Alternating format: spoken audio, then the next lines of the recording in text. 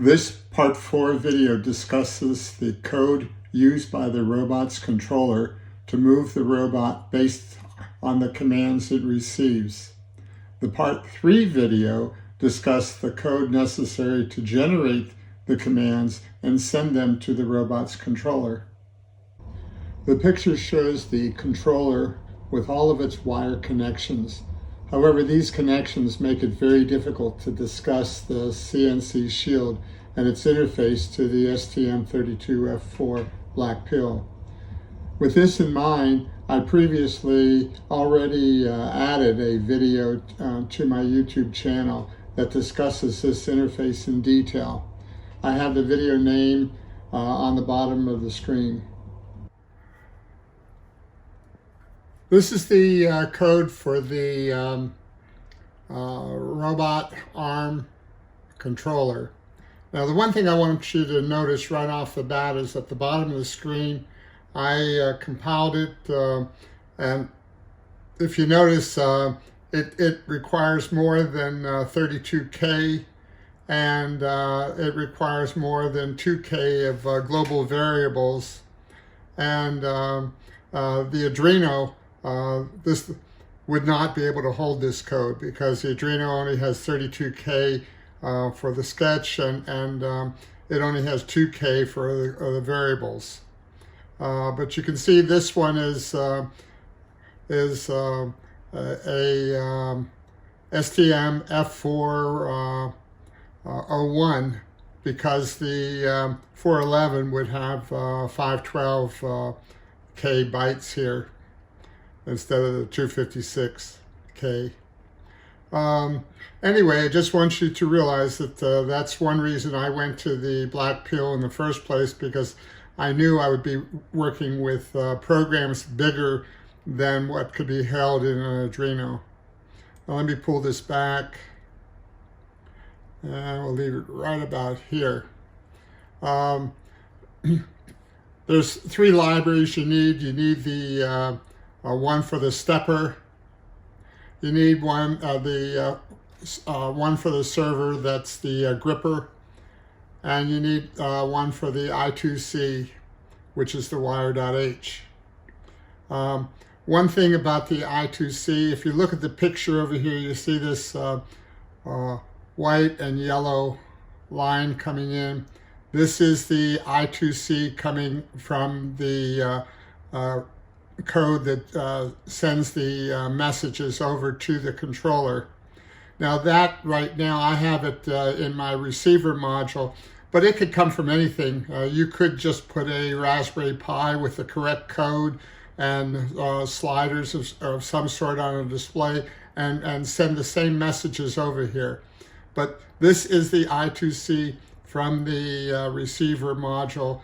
That is the code in the third part. Okay, the server pin, I use B3. For the limit switches, I use B10, A11, A12, and A8. This just defines the name for the server, Servo. Internal index. This is the now when the receiver code sends over a file, it sends over individual messages, and this is the index of those individual messages in over here it says response file down here.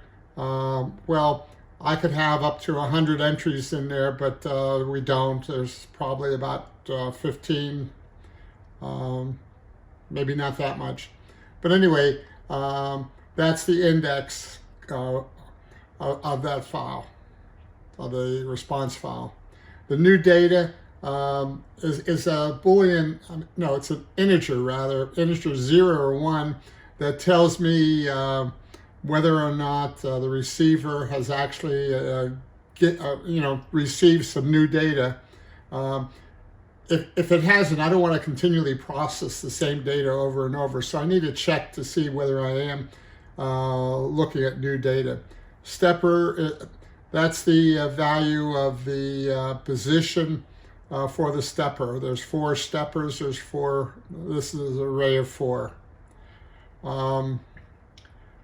Move SG is for the gripper. It's a integer value that I use. You'll see it later. Response character is used to bring in data, and the response file character is used to bring in the file data. This is the regular data. That's where we have incremental movements of the steppers. That comes over, and I use these variables. The string is a response. That's used for the messages coming over for the incremental movement, and of course the response file is used for the files that I had in the receiver module. This one is used for the servo. To continue is just a Boolean operator I used in the home routine. You'll see that. And serial print, again, just like in the code in part 3, I use this serial print to be able to look at debug statements. And when I'm in a more production mode, I turn that to false. These are the definitions of the 4 steppers. These are the pins that I'm using. Okay, now I get into the setup, and if we are going to do the debugs, then we set up the serial for this rate. The wire dot begin, that's the name of this device. This is the Black Pill over on the right side. You see it right here. And since it's on the I2C, each device on the I2C has its own address, and so I'm using 10 for that. No reason to use 10, but that's what I chose. Since the Black Pill is receiving data from the receiver module, it has to have a function to get that data. So anytime data is sent over, the receive function is kicked off. The set max speed and set acceleration, these are needed for the 4 steppers, and these are the values that were in the original code for the SCARA Robot that was designed by howtomechatronics.com. These are also the definitions of the limit switches that I also took from that original code. And this is the attached statement from the original code also. The rest of the code, except the general flow of the homing, is, except for that amount of code, the rest of the code is all mine. The new data, it starts off at 0, which to me says that there is no new data. So if some new data is happening, then this gets changed to 1. The index, we start off at 0, and the gripper server, I started with an 80. To get things going, I put a little delay in here of a second. These are internal variables that once the homing code sets up the steppers for 1, 2, 3, it sets them at 0. So the internal variables are going to be consistent with the way the homing code sets up.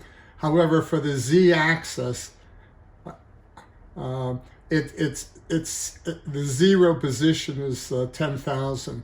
What it does is it goes up to, I think it was 17,000, so it can hit the top limit, and then it comes back about halfway down the Z, which it's set up as 10,000. I just use the same numbering scheme as the original code. If the homing code is not executed, then I set up the current position based upon the addresses that would be set in the homing code. And remember, that is an option.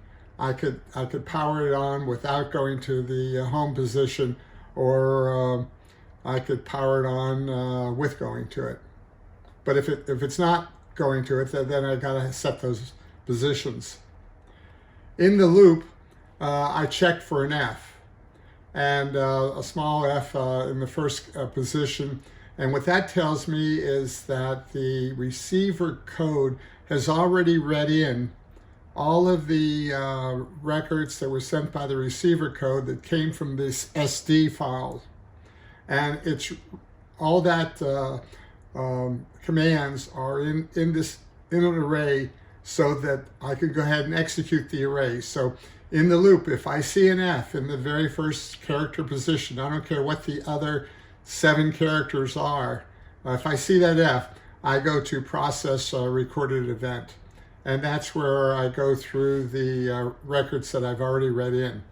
Also, since I'm going through the recorded events, once it's finished, there is no new data, so I set the new data flag to 0, so I could continue to do something, such as if I receive a gripper message, which will be a G in the first position.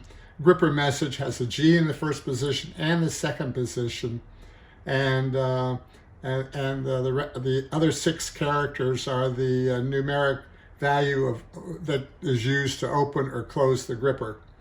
And then if the new data is 1, that says I do have a new piece of data coming in for the gripper. If it was 0, I wouldn't be going through this code, and I wouldn't be going to the servo.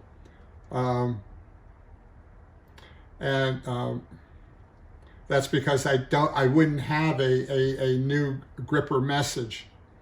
It's not so valuable here for the gripper, because if it's open and it goes through the same loop and it has the same data, it's still going to be open. But well, let me tell you, when I get to the next, the message with a 1 in it, makes more sense. In this case, in all my code, I like to see debug messages, but however, running in a production mode, I don't want to see it, so this becomes false. And this is the kind of data that's good to see as you're running through this. Now, if it is a G and there is new data, then it goes to the servo routine, and you'll see what that does. And after the servo routine, it's going to set the new data flag to 0. In this case, if it was a 1, then I have a message for stepper 1. I know it's new. I print off the data, but what this does, get stepper 1, gives me a new value for the position of the stepper, such as if it comes in at 100 and starts off at 100, this is going to move to stepper it's going to move to 100 when the run to position goes. Okay, the new data is set to 0. Now, if I didn't set it to 0, the loop can come right back around, and it would come in here and it was set to 100. Well, this routine here is going to add 100 to the 100, make it 200. Or if it keeps coming around, it's going to keep adding it. So, but it's not new data. It's just the old data sitting in the records. So I have to know that I'm working with new data coming in from the I2C from the receiver. Okay, and that's how this code works. So the stepper 2 is going to be exactly the same thing. It's going to move the stepper 2, and then 3 is going to be exactly the same thing. The only difference with the stepper 4 is the way it gets set up in this get stepper.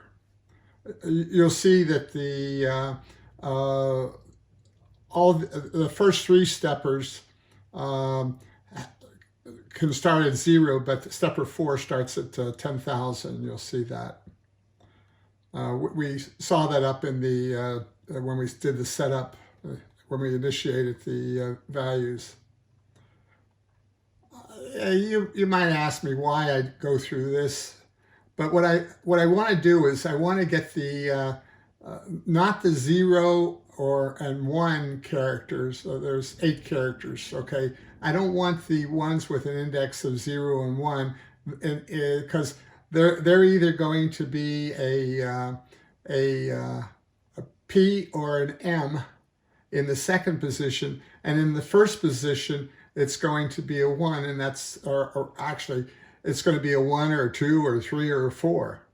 If you remember up here, we got the get stepper with a 4, and so what this does is it takes the next 6 characters and puts them in a string, and then it says, well, if 1 was a P, then I'm going to, oops, you can't see it here. Let me move this over.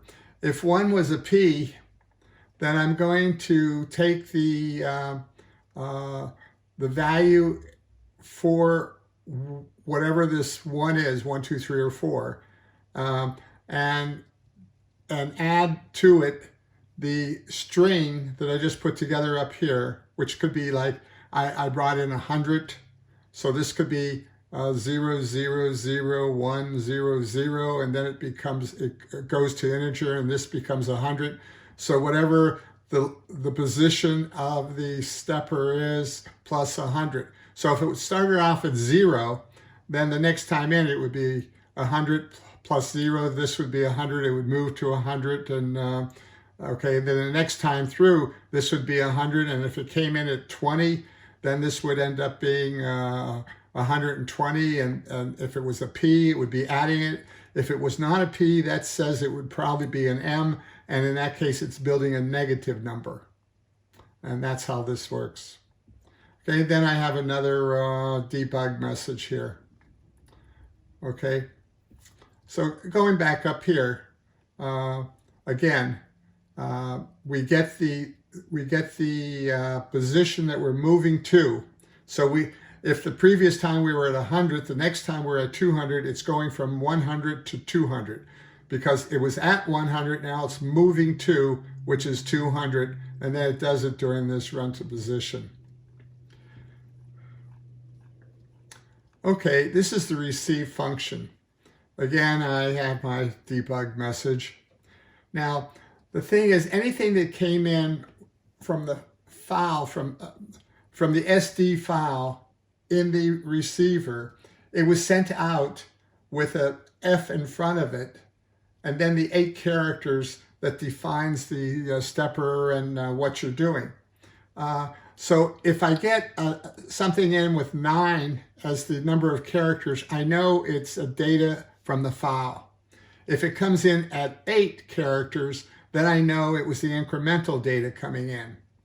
Okay, so this is processing the an entry, or oh no, the receive file. Yeah, this is receiving a message on the I2C that came in from the receiver, and it's a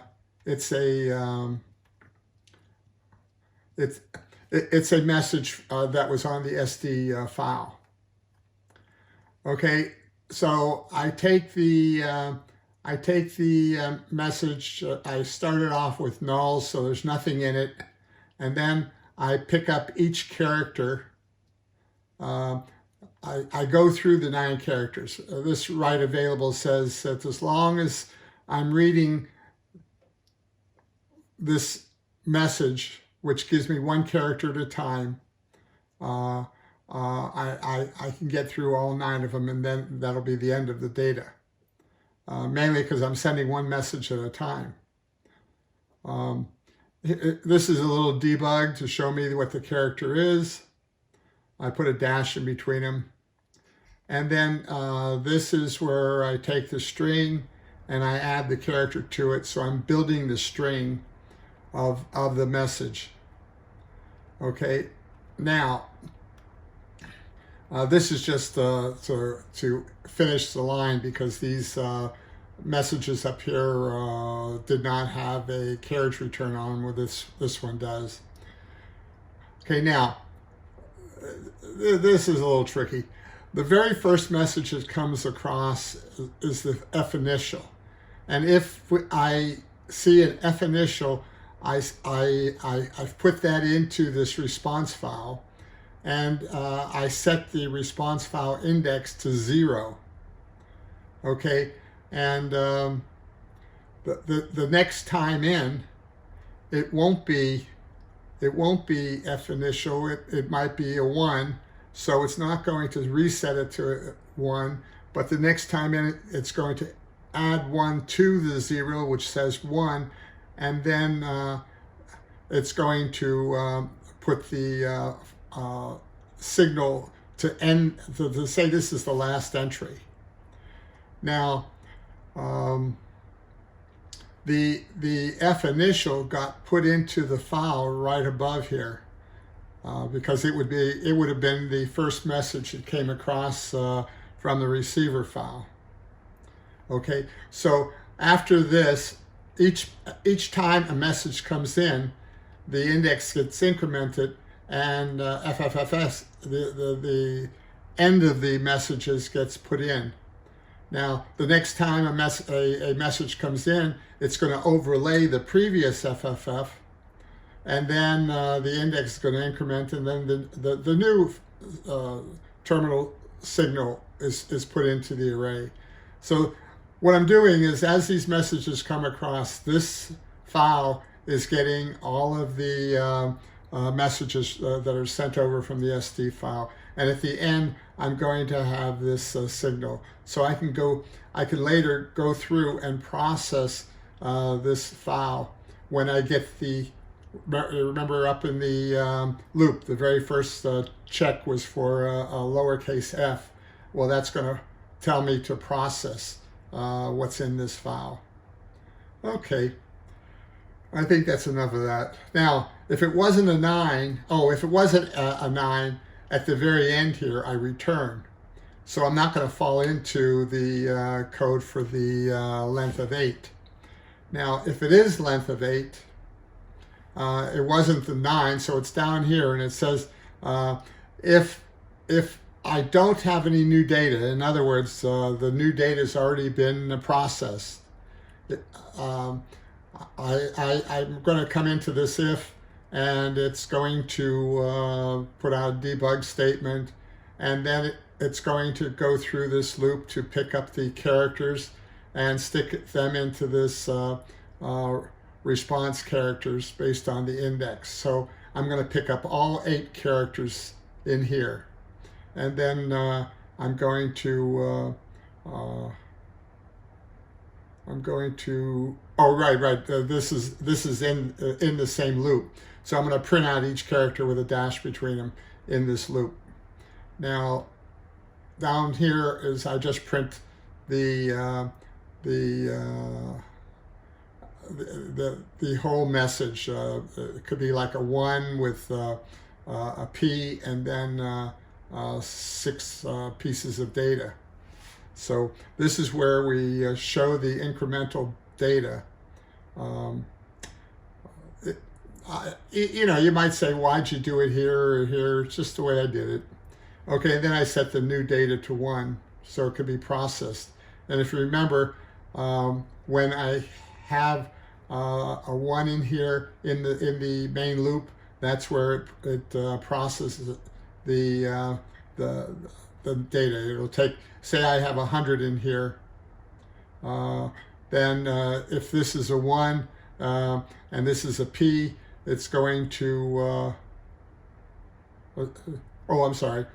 If this is a 1 and this is a P, then it's going to take these 6 characters and keep adding them together and moving the arm, moving each of the stepper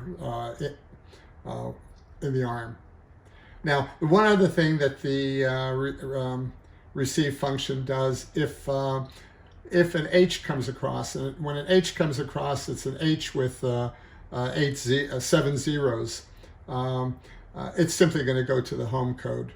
and that's where you can press the little I button on the transmitter, and it'll go to the homing function where you saw the robotic arm go back to its home or 0. Okay, the servo function takes the characters and it puts the whole string in this string. Takes all the characters, adds them together, and makes a string out of it, and then it prints out the debug statement. Actually, all this is doing is doing it for this debug statement. So I'm not really sure why I couldn't have included that in the serial debug, but unless there was some other reason. No, I don't see another reason. The same characters. I said there's 6 characters for the gripper, and remember the first 2 characters are GG. In this case, that would be G, that would be G, and then these would be the numbers, and it would allow me to open or close the gripper. So what I do is in this string, I create a number with the 6 characters, and then I use the 2 integer into this move SG, and then I debug it, and I print it out, and then the move SG. I told you that data coming from the transmitter is between 1,000 and 2,000. Well, it really comes in just a little below 1,000, a little above 2,000. So what I do is I map those into 1 to 80 so that I can use a number of between 1 and 80 to control the gripper itself, whether it's going to be open or closed. And then that goes into pause, the 1 to 80. And I debug it. I mean, I show it in a debug statement. And then I don't understand why I do this if here, mainly because I wouldn't be getting to this routine unless it was a G in that position. But I've got it like that. It works, so I'm not going to change it right now. But this is where the gripper, the servo motor itself, writes the number either generally 100 or 80. I'm sorry, 1 or 80. And then it shows that it's no longer new data. Okay, process recorded events. This is where the file, the response file itself, is going to go through each of the messages. This is the index. So say I have 4 messages for the first point, and then I have a close the gripper and lift. That's another 2, that's 6. Another 4 for the second point, and then 2 more after that. So I'm looking at about 12, well actually 13 with the FFFs at the very end of the array. So I got about 13 messages here, and I'm going to go through each one of them in this code. So what happens here is that we see the message, for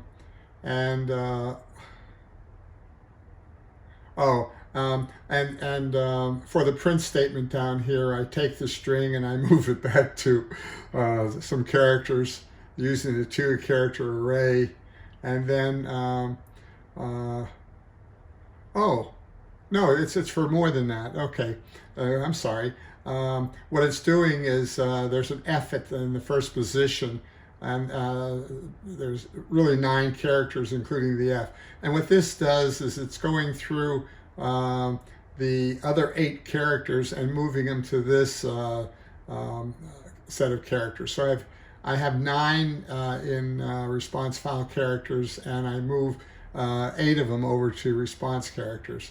And then the debug statement prints out the one with 8 characters.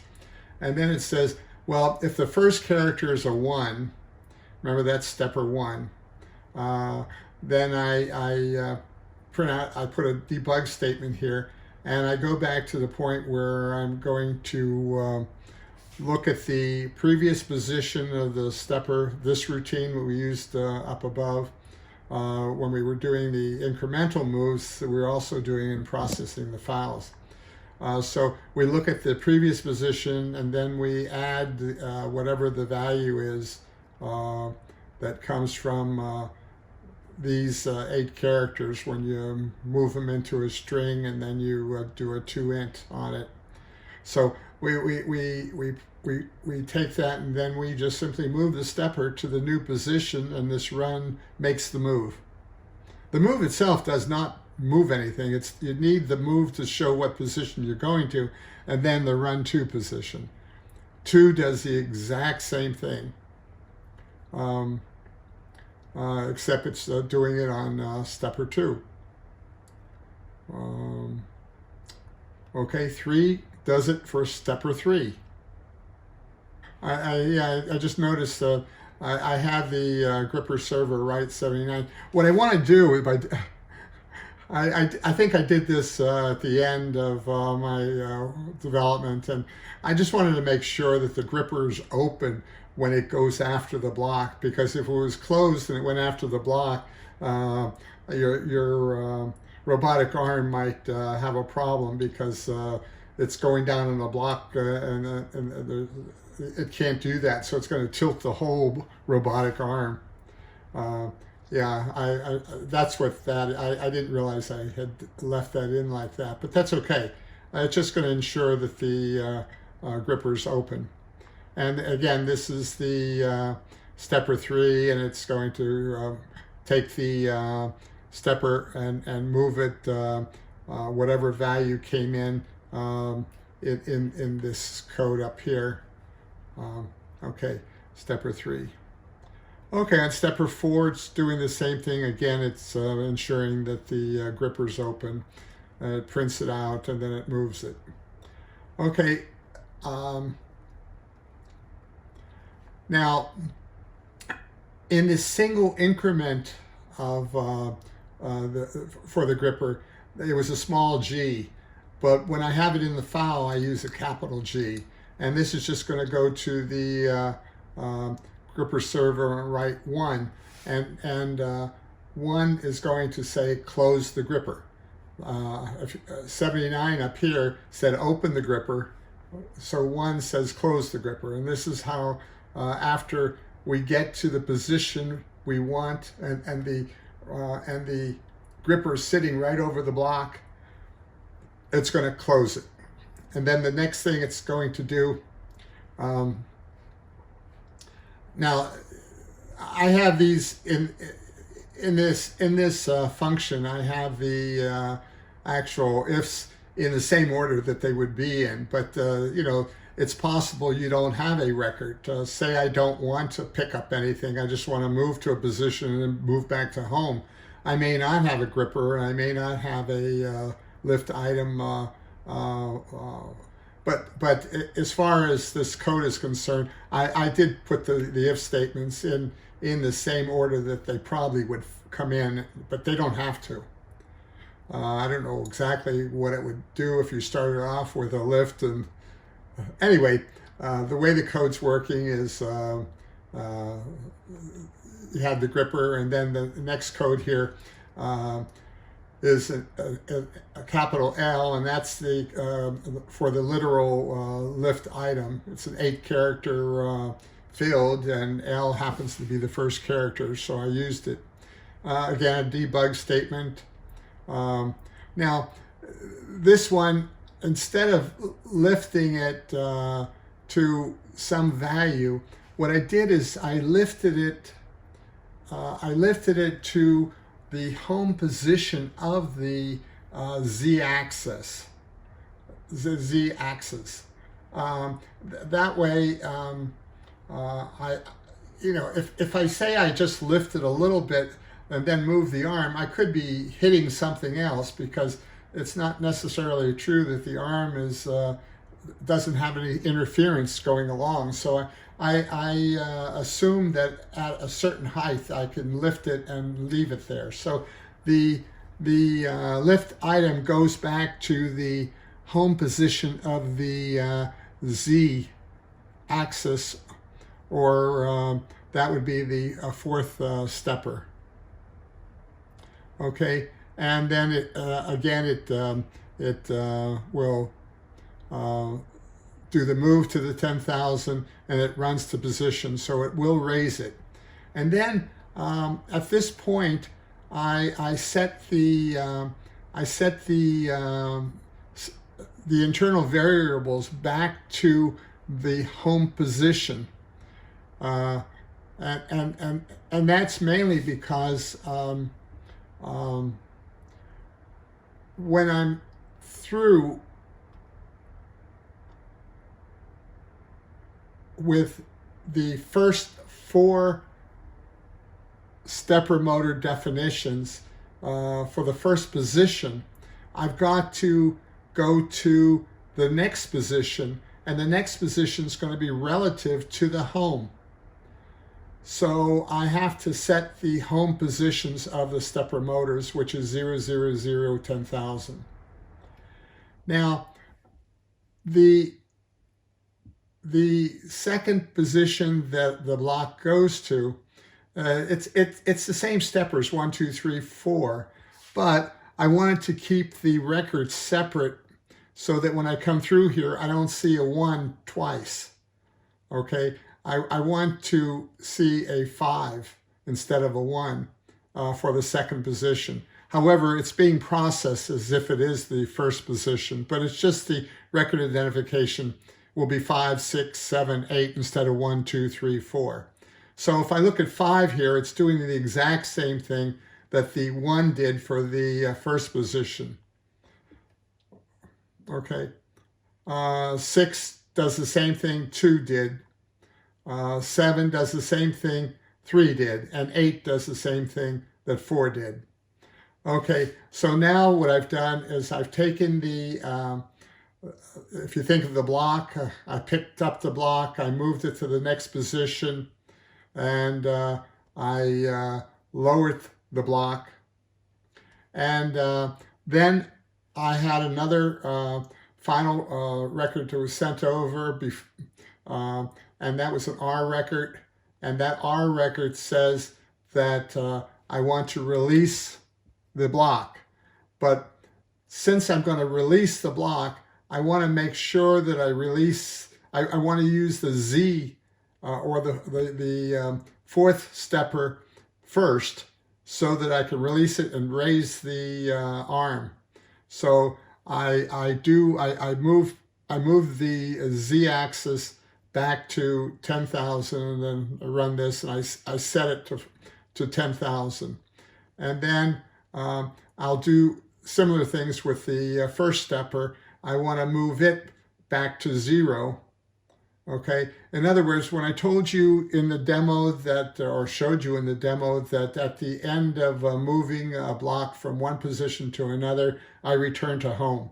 So now each of the steppers is doing the code to return to home. And on stepper 1, a move to 0 sets 0 as the position, and then it moves to 0. So it's going to be moving to stepper 1's 0 position, just like it did stepper 4's 0 position, which is 10,000. And then stepper 2 goes back to 0, and stepper 3 goes back to 0. And that's how I process all of the entries from the SD file that were sent over to the controller. Okay, now go to home. This is where we can use this when we power up. If we have a switch set, it will go to home, or we can hit the I button, or at the end of a function that you just saw, it'll go back to home. Now, what to continue does is it ensures that I'm getting back to the position. So each of these sets to continue to true, and in the function, whether it be 4, 3, 2, or 1, it will set it to false, and we'll see that. But this is where I've put the logic together, very similar to the original logic to set up the home. Okay, so now let me, so go to home is the routine. Okay, let's look at go to home 4. It says while to continue, which is true. Okay, as soon as it hits the limit switch, and this is high, then to continue is false, so it's no longer going to go through this. But as long as to continue is true, it has the speed set at 1500, and it's running the speed until the limit switch gets set. At that point, for the z-axis, it's set to 17,000, and then it moves it down to halfway on the z-axis to about 10,000. And then it says that if the current position is not 10,000, keep running.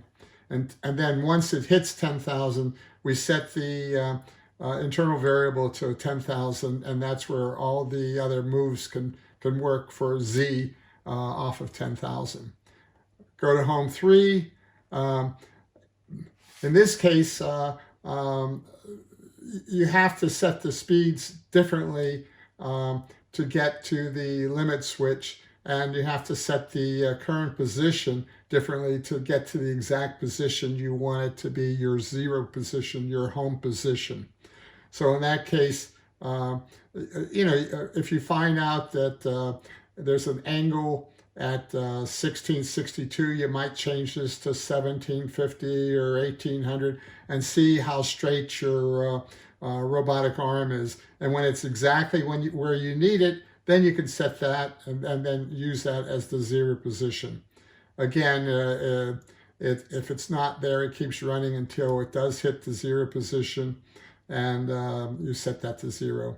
And 2 is done the exact same way with the different variables for the speed and for the current position based upon how it has to go. So, you might be going counterclockwise or clockwise to be able to get to something. So it all depends where the limit switch is on the frame. And so this is stepper 2, and it goes to 0, and then stepper 1, and that is all of the code. And I'm not sure what else I could tell you. I did wipe out most of this picture over here, but I had told you earlier in the video that I have another video that really talks about this. This USB to serial adapter is only used to load the code into the Black Pill. And the interesting thing is this is X, Y, Z, and A. So A is the Z-axis. Can't think of anything else to tell you about the code. If you have any questions about the code and you got through my rambling, feel free to put them in the comments, and I usually try to respond to messages. And I hope somebody got some value out of this, and thanks for watching.